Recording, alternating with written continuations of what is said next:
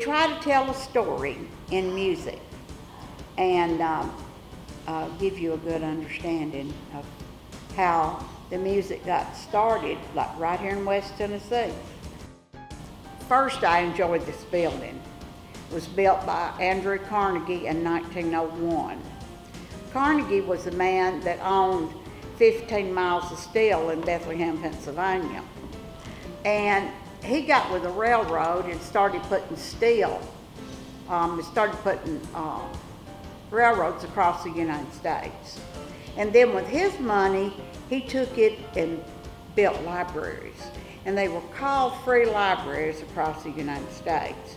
He wanted kids and adults to have a good education, and he knew that books was very important. That's another hero. That's why I love coming to work. I can almost feel Mr. Carnegie in here. I can feel that warm spirit of people that's come in and read books and enjoyed the library. So that's one of the reasons. The other reason is I love music, and I like to tell you the story as much as I can about these different artists.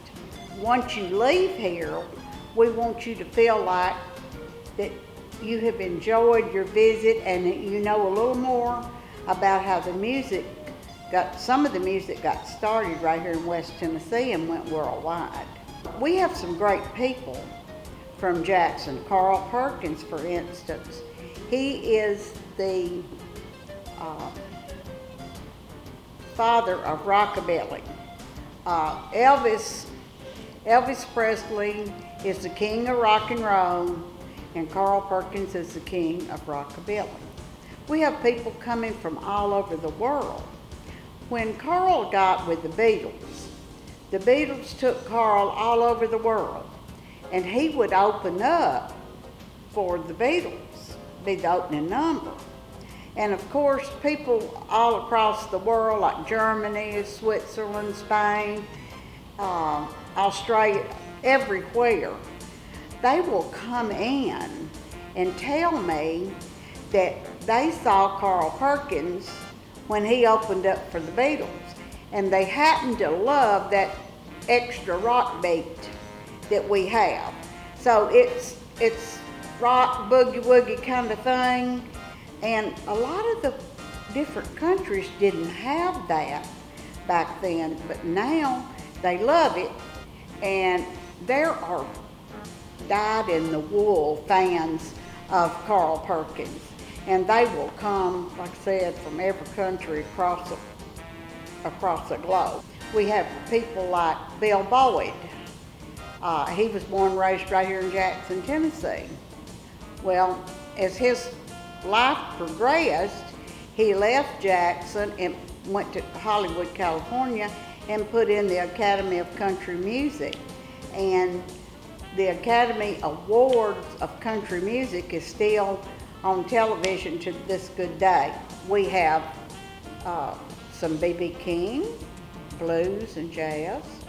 We have some Buddy Guy and B.B. King were very close, and they were each other's sidekicks.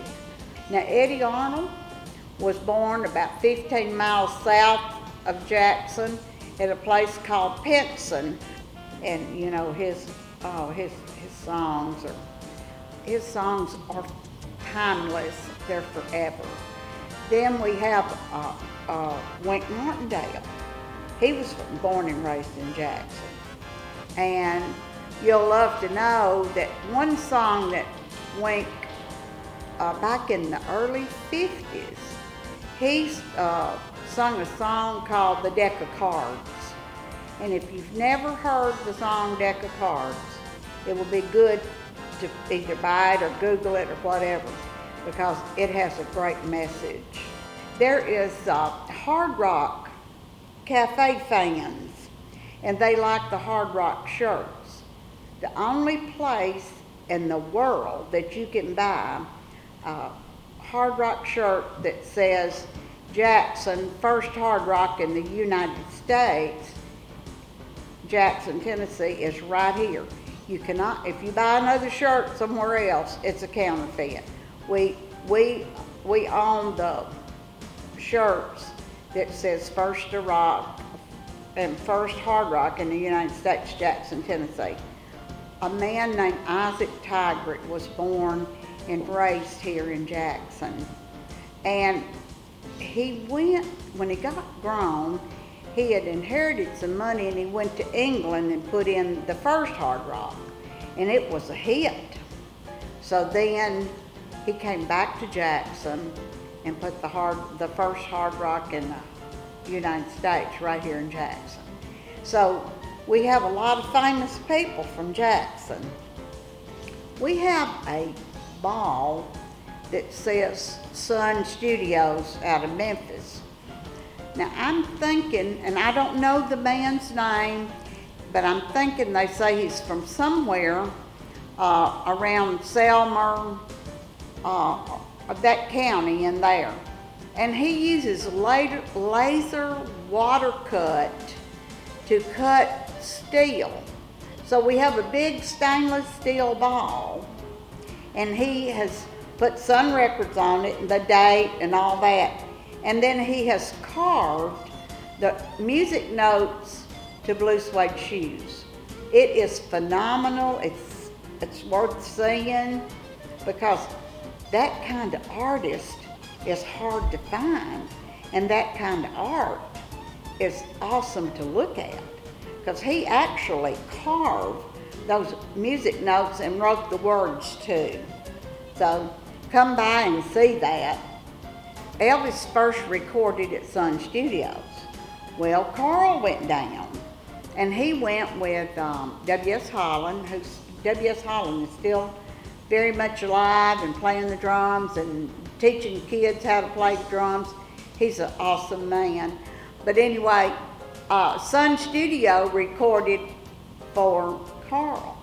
Now, if you come and view our selection of albums and records, you will find that Carl was one man that had I know Elvis probably had the most on Sun Studios, but I think Carl was the next man that had more recordings from Sun Studio.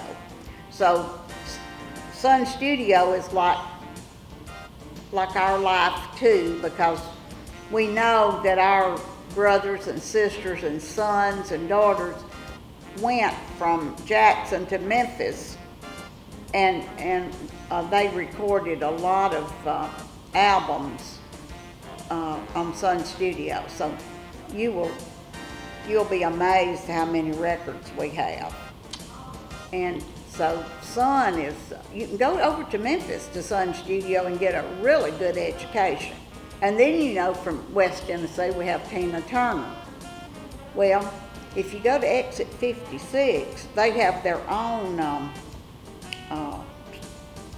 museum, but we have a few things of Tina Turner's, but she said, I'll give you these things, but make sure you tell people to come down to see us too. I think if you come in here, like you did the other day, I'm hoping that you think you was met by a friendly face that made you feel warm and welcome. So we try to give out those warm fuzzies, so immediately you're not all tense about, oh, this is a museum and everything's all highbrow and all that. We're not that way.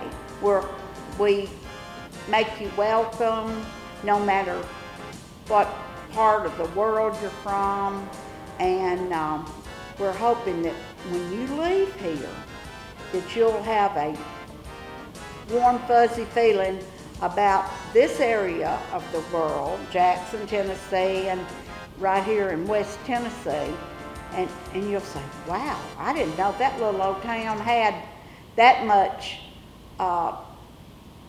culture in the music world, but yet they do. West Tennessee is rich in music.